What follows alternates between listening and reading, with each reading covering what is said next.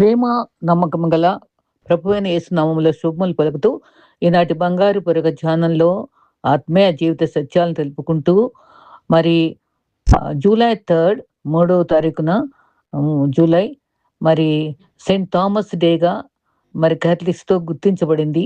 అది మరి ప్రపంచవ్యాప్తంగా కూడా మరి మూడో తారీఖున ఆ థామస్‌ని జ్ఞాపకం చేసుకున్నారు, సెయింట్ థామస్‌ని. నిజంగా తోమా మన దేశానికి శిష్యుల్లో ఆయన వేళ్ళతో రే యేసుప్రభు గాయాల్లో తాకినటువంటి తను మన ఇండియాలో రావడం మన యొక్క అదృష్టం, మన యొక్క ధన్యత. మరి ఆయన గురించి తలుచుకోవడం కూడా భక్తుల యొక్క జీవితం మనకి చాలా చాలా దీవెనకరం కదా! అది మనం తప్పకుండా వివరాలన్నీ కూడా సేకరించి ఒక భక్తుని ద్వారా నేను సేకరించడం జరిగింది. అది మీతో పంచుకుంటానండి. అయితే మరి బంగారు పరిగె ధ్యానం చేస్తూ సమయం అనేదట నదిలో ప్రవహించేటువంటి నీటి మాత్రమే, నీటి వంటిది అంటూ, అది ఒక్కసారి మాత్రమే తాగగలం. రెండోసారి తాగాలంటే అది కుదరదు. ప్రవాహం దాటిపోతుంది. కాలం జారిపోతే మరలా రాదు. సమయం సద్వినియోగం చేస్తూ దేవుని పట్ల అచంచల భక్తి కలిగి ఉండటం మన విశ్వాస ధర్మం. మరి అప్పుడు దేవుడు నీ మాటలు వినటానికి ఇష్టపడతాడు. నీ ప్రార్థన ఆలకిస్తాడు. నీ విజ్ఞాపన వింటాడు. ప్రతి సమస్య నుండి నిన్ను విడిపిస్తాడు. సమయాన్ని సద్వినియోగం చేసుకుని కష్టపడి పనిచేసే వారిగా విశ్వాసం ఉండాలి. ఒక జ్ఞాని చెప్పిన మాటల్లో, నిన్ను ప్రేమించుకుంటావా? నిన్ను నువ్వు విషం పుచ్చుకుంటావా? నువ్వు చేయం గదా! ఇతరులపై ఫిర్యాదు చేయుట, లోలోపల దుఃఖం చెందుట, ఇతరులతో పోట్లాడుట, అధికంగా చిరాకు పడటం, కలవరంగా ఉండటం, విసుగుదలగా ఉండటం, కోపం పగ ఉంచుకుంటే అది రోగంగా ఉంటుంది. అందుకని వాటిని విడిచిపెడితే ఆరోగ్యం మన సొత్తు అవుతుంది. మరి ఈ కొన్నిసార్లు మనకి బలహీనతల వల్ల ఎన్నో రకాల మరి వ్యాధులు ఆవరించవచ్చు.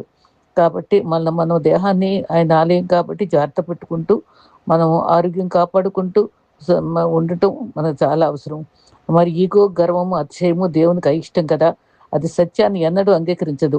చల్లని చిరునవ్వు, మృదువైన మాట బ్యాంకులో డబ్బులు జమ చేసినంత విలువ గలవట. దానిలో లాభాలు దాగి ఉంటాయి. కోపము, కఠినమైన మాటలు క్రెడిట్ కార్డ్ వంటి అట. వాడుకున్న తర్వాత తీర్చుకోవచ్చు, వడ్డీ రెట్టింపు చెల్లించవలసి ఉంటుందన్నమాట. అది గమనించుకోవాలి. ఆ రకంగా మరి మనం నమ్మిన దేవుడు మహిమా స్వరూపి. మరి యోబును ఓడించి అతనిలో అవిశ్వాసం కలిగించాలని సైతాన్ని ఎంతగానో మరి చూసినప్పటికీ రెట్టింపు దీవెనలు పొంది అర్హత పొందిన యథార్థవంతుడయ్యాడు. బిలాముతో ఉన్న బుద్ధిహీనత దేవుడు వాడుకోదలిచాడు, కానీ గాడిదతో మాట్లాడి జ్ఞానోదయం కలిగించాడు కదా! ఇశ్రాయేలీలో మరి సణుగుడు పుట్టించి ఆటంకం కలిగించి నిరుత్సాహపరిచినప్పటికీ అని మరి మోషే దేవుని యొక్క శక్తితో చేతికరణ సముద్రం చీల్చి 6 నెలలు నడిచే అద్భుతాన్ని కూడా చూపించాడు కదా! ఆ రకంగా మరి దేవుని యొక్క భక్తులు ఎన్నో అనుభవాల్ని చూడటం మనం గమనిస్తాం. మన ఆత్మీయ జీవితంలో కూడా మరి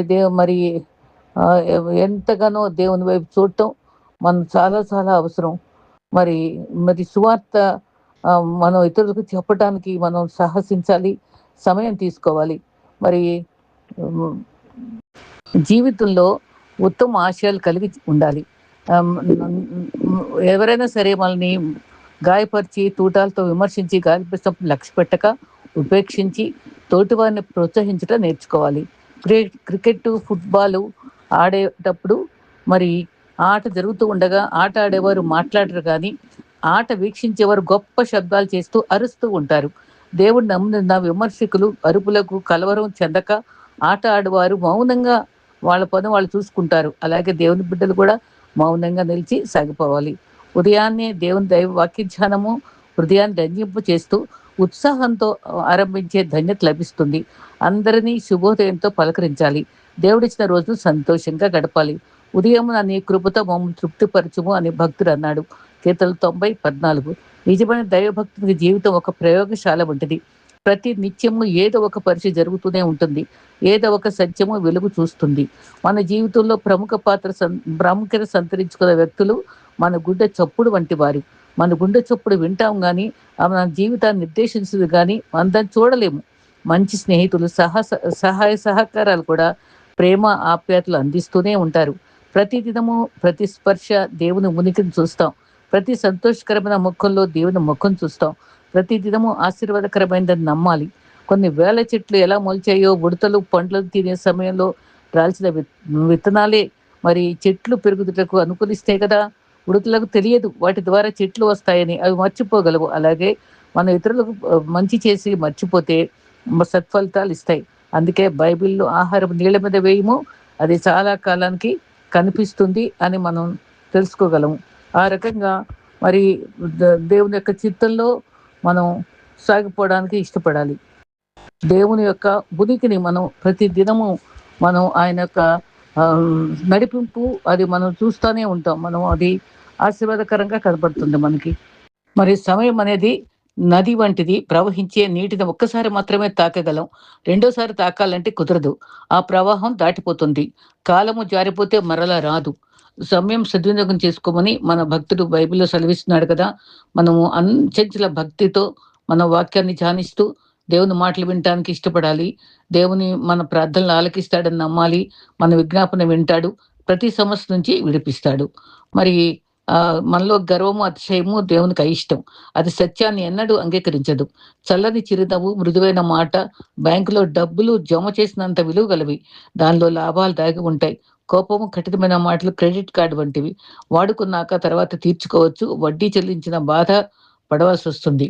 జీవితంలో అందరూ నీతో సంతోషంగా ఎన్నో విషయాలతో ఉంటే రాజీ పడ్డావని అర్థం.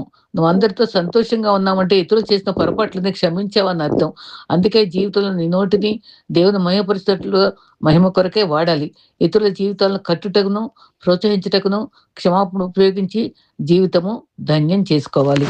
మరి ఇది నాన్న మరి ప్రత్యేకంగా మరి తోమ గారి యొక్క జీవితాన్ని తెలుసుకుందాం. అది సిరియన్ వంశస్థుడు. తోమ అనగా ట్విన్స్ కవలలని అర్థము. దుదుమ అనబడిన తోమ దానికి కూడా అదే అర్థం. 72 ఏడులో ఆయన మరణించాడు. జూలై 3వ తారీఖున అది సెయింట్ థామస్ డే అని అది కాథలిక్ వారు మొదటగా డిక్లేర్ చేశాక ప్రపంచమంతా ఆయన ఈ దినాన ప్రత్యేకించుకొని ఆయన గౌరవిస్తూ మరి ఆయన యొక్క అనుభవాల్ని మరి మన దేశానికి వచ్చి చేసిన పరిచర్యను చరిత్రను ఎంతో మంది తెలుసుకుంటున్నారు. నేను కూడా సేకరించి ఒక భక్తుడు చక్కగా వివరించగా నేను మీతో పంచుకోవడానికి ఇష్టపడుతున్నాను. ఆయన మరి వినయం గల కుటుంబంలో జన్మించాడు. అతను యూదుడు. జాలరి కాదు. ఈయన ఉనికి 4 సందర్భాల్లో ఉంది. మత్తయి 13, మార్కు 3:18, లూకా 6, అపోస్తలుల కార్యం 1:13. అనుమానస్తుడనే అనుకున్నారు. చాలా ధైర్యవంతుడు. అపాయకరమైన పరిస్థితుల్లో క్రీస్తుతో అన్నాడు, నా దేవా, నా ప్రభువా అని కూడా ఆయన విధేయతగా ఒప్పుకుని గాయాలు తాకి చూశాడు. యోహాను 11:16లో ఆయన చనిపోయిన మరి లాజరును బాగు చేసినప్పుడు ఆయన్ని చంపాలని చూసినప్పుడు మనం ఆయనతో పాటు నిర్భయంగా వెళదాం, ఆయనతో పాటు మరణిద్దాం అవసరమైతే అన్న ధైర్యంగా చెప్పినటువంటి వ్యక్తి తోమ. అయితే ఒకసారి యోహాను 14:6లో ఆ టైంలో నువ్వు ఇల్లు సిద్ధపరుస్తున్నానంటే, దేవా నువ్వెక్కడికి వెళ్తున్నావు, మరి దారి తెలుసా మాకు అని తెలిస్తే అప్పుడు ఎంతో విలువైన మాట, నేనే మార్గం, సత్యం, జీవాన్ని, నా ద్వారానే తండ్రిని చేరగలరనేటువంటి సత్యాన్ని చాలా సూటిగా చెప్పి అవకాశాన్ని కలిగించినటువంటి తోమ ధన్యుడు. లూకా 10:25లో కూడా మేడగదిలో మరి ప్రభురాత్రి భోజన సమయంలో లేడు. అయితే మరి యూదా ఇస్కరియోతు కూడా అప్పుడు చనిపోవడానికి వెళ్ళిపోయాడు కదా! అయితే ఆయన తిరిగి తోమ వచ్చినప్పుడు మేము ఆయన చూసాము సజీవుడు అని చెప్తే నమ్మలేదు. ఆయన గాయాలతో వేలు పెట్టి చూస్తే గాని నమ్మనని చెప్తాడు. అయితే 8 రోజుల తర్వాత క్రీస్తు కనబడ్డప్పుడు అప్పుడు ఆయన అంటాడు, చూసి నమ్మిన వారికంటే చూడక నమ్మిన వారు ధన్యులని. అది ఎంతో మందికి స్ఫూర్తినిచ్చే మాటది. అయితే ఆయన అప్పుడు వెంటనే ఆ గాయాలు చూడు అనగానే ఎంతో ప్రేమతో ఆయన కాళ్ళపై పడి వినయంగా, నా ప్రభువా, నా దేవా అని అన్నాడు. అది కొత్త చరిత్రల ఆధారంగా ఇండియా వచ్చి తోమ మొదటి రాజు భవనంలో నిర్మించడానికి వచ్చాడు.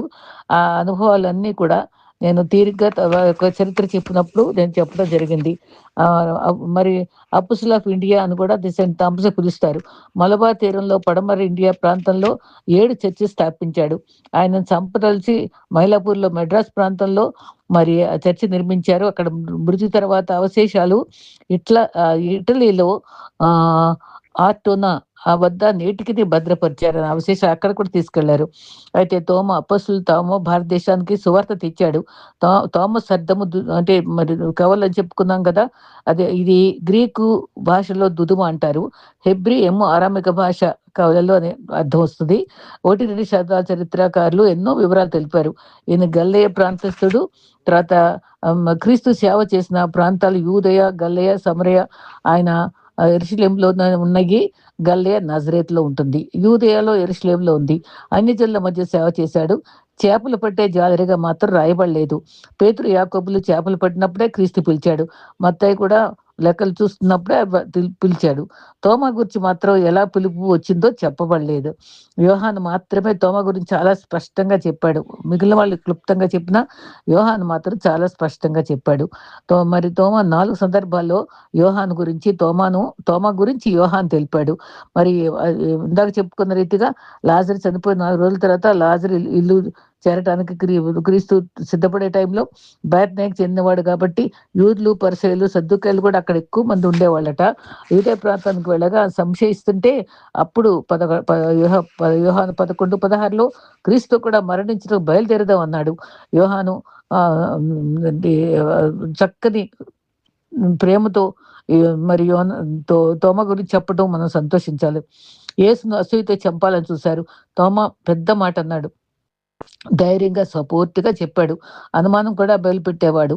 మరి కొందరు డౌటింగ్ థామస్ అనేవాళ్ళు కొందరిని ఎవరన్నా అనుమాన పడితే వెంటనే ఏది డౌటింగ్ థామస్ లాగా ఉన్నావు అని అంటారు. అలాగే ఇస్కరియోతు యూదా అలా అన్యాయం చేశాడని మోసం చేసిన వాళ్ళతోటి ఇస్కరియోతులాగా వీడు ఉన్నాడని చెప్పి పేర్లు పెడతారు. నిజమే వీళ్ళిద్దరూ చేసిన పనులను బట్టి ఆ పేర్లొస్తాయి. అయితే మరి డౌట్ అడిగిన ఎవరన్నా డౌట్ అడిగారనుకోండి, అది మనం అపార్థం చేసుకోకూడదు.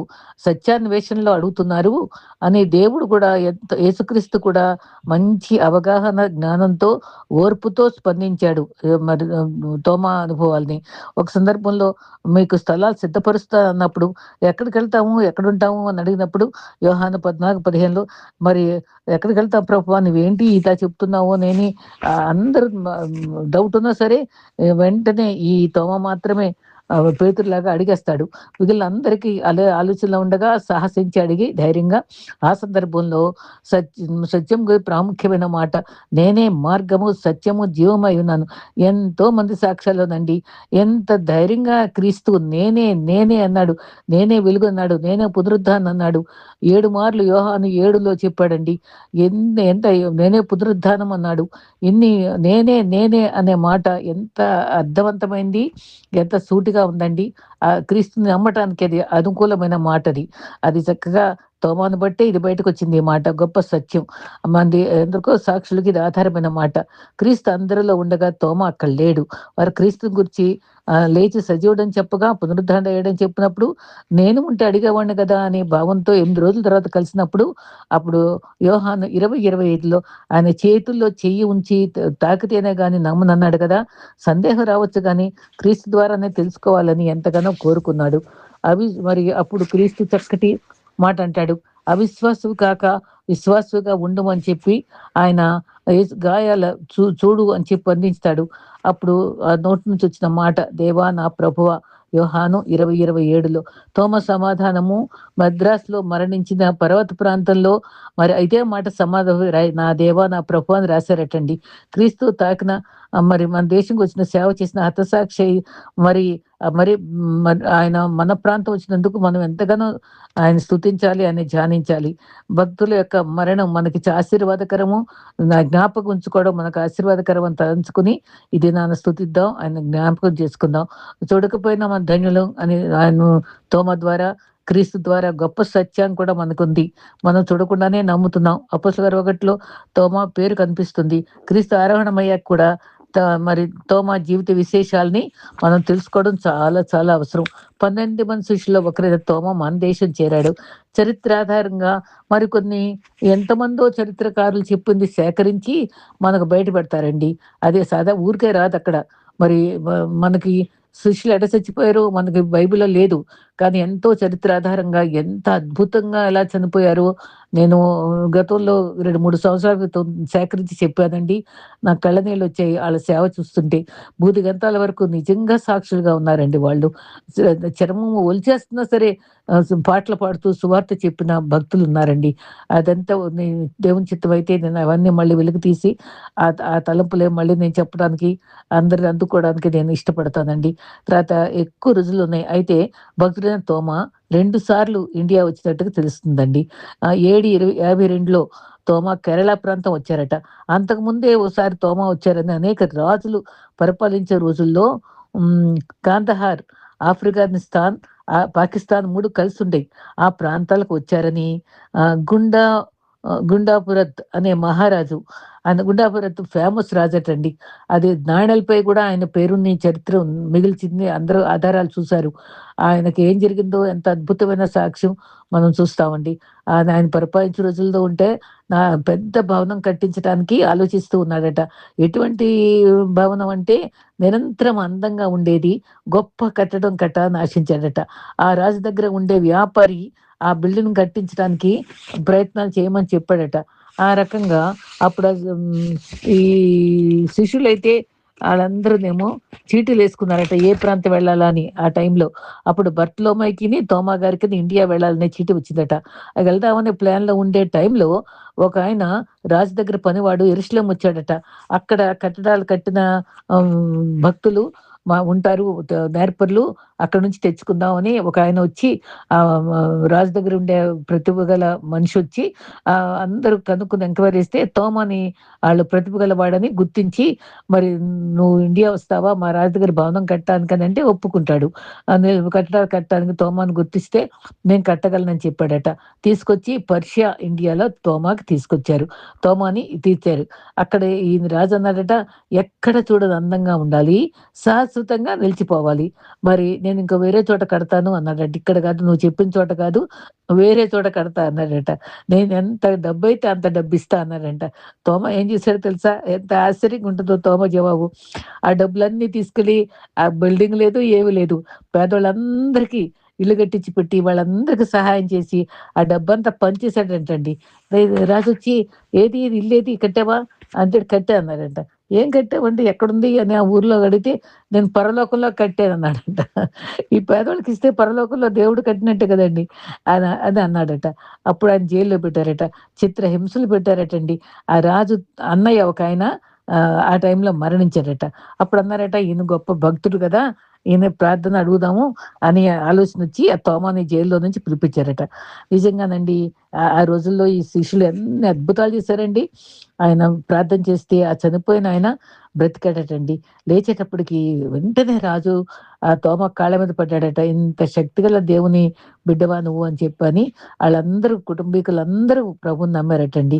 ఆ ప్యాలెస్ అప్పుడు చనిపోయిన ఆయన లేచి అన్నాడట, "అన్నయ్య, అన్నయ్య" అదండి ఏంటి ఆళ్ళ "తమ్ముడా, తమ్ముడా నువ్వెంత గొప్ప భవనం కట్టావు. నీ పేరు మీద ఎంత గొప్ప భవనం ఉందో పరలోకంలో నేను చూశాను" అన్నాడట. "నేనెప్పుడు కట్టానురా" అంటే, "మరి నువ్వు ఆయనకు డబ్బు ఇచ్చిన డబ్బులు పేదవాళ్ళకి కట్టిని ఆహ్, క ఖర్చు పెట్టింది దేవుడక్కడ నీకు భవనం కట్టించి పెట్టాడన్నయ్య" అంటే అందరూ ప్రభువుని నమ్మి, పరలోకాన్ని నమ్మి అప్పుడు అద్భుతమైన అనుభవాలు అక్కడ జరిగినాయంట. 20 నుంచి 40 ఏడీలో నమ్మారట. ఆ రాజు ఉన్నాడు. చరిత్రలో అది జరిగింది. ఆ కాయిన్ మీద ఆయన పేరుంది. చరిత్రలో ఇద్దరు, ముగ్గురు ఆయన పేరు కూడా చెప్పారటండి. ఇది అసత్యం కాదు. కట్టుకథ కాదు. నిజంగా ఎంత గొప్ప అద్భుతమండి. రాజు పేర నాణేలు గుర్తుంచుకున్నారు. ఆ తర్వాత కేరళలో అడుగుపెట్టి సువార్త ప్రకటించదలిచాడట. నెక్స్ట్ పౌలు పరిచర్యలో యూదులు సమాజ మందిరానికి వెళ్ళేవాడు గదా! ఎక్కడికి అక్కడ సినగోగ్‌కెళ్ళేవాడు గదా! ఇక్కడ కూడా అక్కడికొచ్చిన తర్వాత సినగోగు వెతుక్కున్నాడట. ఎవరు? తోమ. మన దేశానికొచ్చిన తర్వాత ఆయనకు ముందే యూదులున్నారట మన ఇండియాలో. అప్పుడు అక్కడ కేరళలో అక్కడున్నారట. ఆళ్ళ భాష ఉందట అక్కడ. ఆ భాష అప్పుడు సంతోషపడిపోయి తోమ కేరళలో ఆహ్, కొడంగళూర్ అనే దగ్గర యూదుల భాష ఉందట. వాళ్ళు యేసుని అంటే యెహోవాని ఆరాధిస్తారు గానీ యూదులు క్రీస్తుని నమ్మరు. అప్పుడు సువార్త చెప్పి క్రీస్తుని నమ్మాలని చెప్పి బాప్టిజం ఇచ్చి అక్కడ వెంటనే మొదటి సంఘాన్ని స్థాపించారట. ఆయన మొత్తం మీద 7 సంఘాలు స్థాపించాడు. తర్వాత ఆహ్, ఆహ్, ప- మ- ఆయన ఆ తర్వాత ఆ, మ్, పాల పాలయూర్ అనే ప్రాంతం దగ్గరికి చేరాడట. ఆ తర్వాత క్రీస్తు గురించి ప్రకటించి మారుమనసు ద్వారా 3 విషయాలు చక్కటిగా బోధించారండి. సత్యము, ప్రేమ, శక్తి అది ప్రకటించారట. పలయూర్ ఆ దాంట్లో ఒకసారట ఆయన నదిలో స్నానం చేస్తూ అక్కడ పూజారులట నీళ్లు పైకి ఇసురుతున్నారంట. స్నానం చేస్తే నీళ్లు ఏంటి ఇక్కడ నీళ్లు పైకి ఇసురుతున్నారేంటి అని అడిగారట. మా దేవుడికి నీళ్లు పైకి విసురుతున్నాం అని చెప్తే, మీ దేవుడు సత్యదేవుడా కిందకి పడిపోతున్నాయి ఏంటి ఆ నీళ్ళన్నా అన్నారట. అదేంటి మరి కింద పడక ఎక్కడ పడతాయి అంటే, మా నిజ దేవుడైతే మరి నీరు కింద పడకుండా ఆపగలడు అని చెప్తే, చూపించు నిరూపించు అని అడిగారట. అప్పుడు ప్రార్థన చేసి నీరు పైకెత్తి, ప్రభువా నువ్వు ఇక్కడ అద్భుతం చేయమని అడిగితే నీరు పైకొచ్చి అక్కడ ఆగిపోయిందంట. అప్పుడు వీళ్ళు వెంటనే అమ్మో మీ దేవుడు చాలా గొప్ప దేవుడు, నువ్వు నిజంగా చెప్తున్నావని ఆయన మాటలన్నీ విని అక్కడే ఆ నీడల్లోనే బాప్టిజం తీసుకున్నారట. అక్కడ ఆ ప్రాంతంలో 3 సంఘాలు స్థాపించారట. అక్కడ వ్యవసాయదారులకు కూడా కనుక్కొని క్రీస్తే సత్య దేవుడని బోధించి స్వస్థత తెస్తే ఆ ఏరియాలో 1600 మంది ప్రభుని రక్షించారట. మరి ఒక్క ప్రసంగంలో పేతురు 3000 మంది రక్షించలేదా? ఇక్కడ తోమా కూడా ఇక్కడ చేసి ఎంతమందినో రక్షించడం జరిగింది. తర్వాత 4వ సంఘము సెయింట్ థామస్ చర్చ్ స్థాపించాడు. ఎక్కడికి వెళ్ళినా రాతి మీద సిలువు గుర్తు, రాళ్ల మీద మరి ఏ ప్రాంతమైన సిలువు గుర్తు వేసేవాడటండి. ఎందుకంటే చెక్క మీద కూడా సిలువు చెక్కేవాడట. ఎందుకంటే నా ప్రభువు నా సిలువలో నా కోసం మరణించాడు అని ఆ గుర్తుగా ఆ సిలువను అంత గౌరవించేవాడటండి. సిలువ చూసి నూతన శక్తి రావాలని, సంతోషంగా సాగిపోవాలని సిలువ గురించిన వార్త చెప్పడానికి ఇష్టపడేవాడట. 5వ సంఘం కూడా స్థాపించాడట. అది 6-7 సంఘాలు, 6వ సంఘం కూడా ఒక ప్రాంతంలో చేశాక 7వ సంఘాన్ని నీలక్కర్ అనేటువంటి కొంతమంది ఆ చీరా చోళ పాండ్య ప్రాంతంలో వ్యాపారులకు సువార్త చెప్పి అక్కడ సంఘం కట్టాడట. తర్వాత మలయత్తూర్ ప్రాంతం చేరాడట.